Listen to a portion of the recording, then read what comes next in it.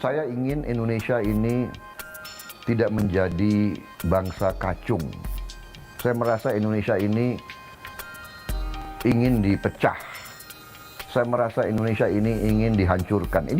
Ini obsesi saya. Saya rasa Indonesia ingin dikuras kekayaannya.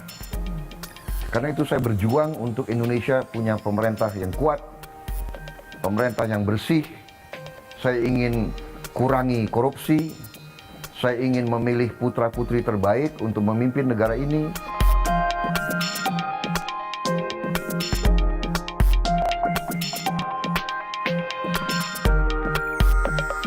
Prabowo Subianto bernaluri memimpin sejak kecil.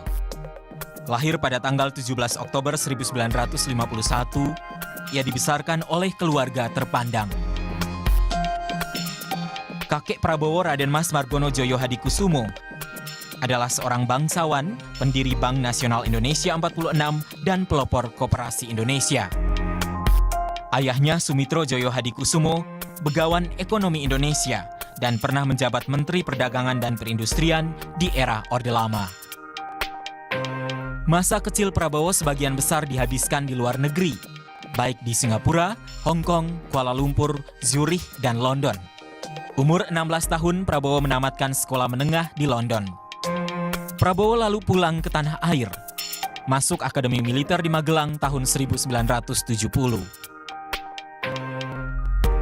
Minat Prabowo pada dunia militer didapatkan dari dua pamannya, Subianto dan Sujono, yang gugur di Perang Lekong 1946.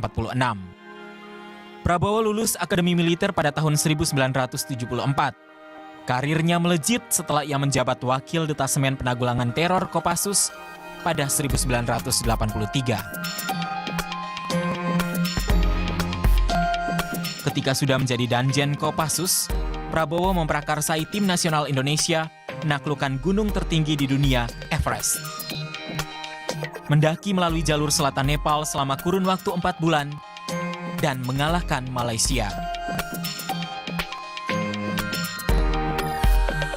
Saya diejek. Waktu saya mencanangkan merah putih di atas Everest, saya diejek. Dibilang itu proyek orang gila. Itu proyek Prabowo gila. Tapi merah putih sampai di Everest.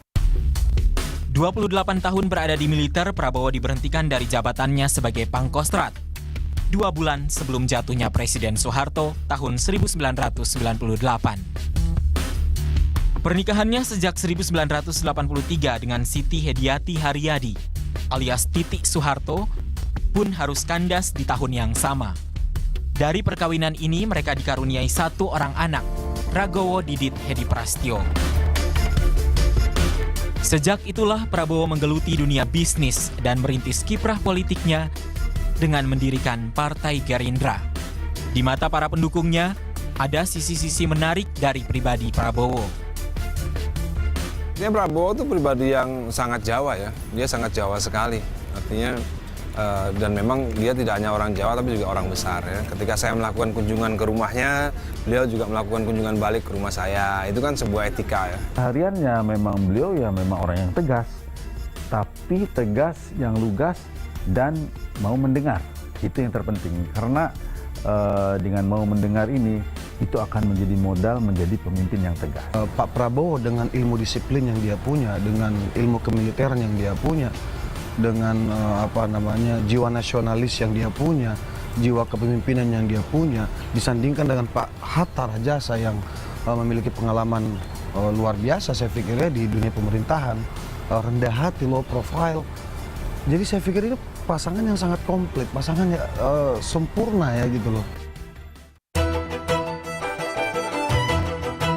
Prabowo sudah berlaga di kancah politik, membuka jalan menuju RI 1 sejak 2004. Namun, ia harus gagal pada konvensi Capres Partai Golkar yang dimenangkan oleh Wiranto. Keinginannya berlanjut pada pemilu 2009. Membawa bendera Partai Gerindra, ia menjadi calon wakil presiden berpasangan dengan Megawati Soekarno Putri. Lagi-lagi ia gagal. Di pemilu 2014 inilah, ia baru lolos menjadi calon presiden. Diusung oleh partainya sendiri, Partai Gerindra, yang berkoalisi dengan 5 partai lainnya.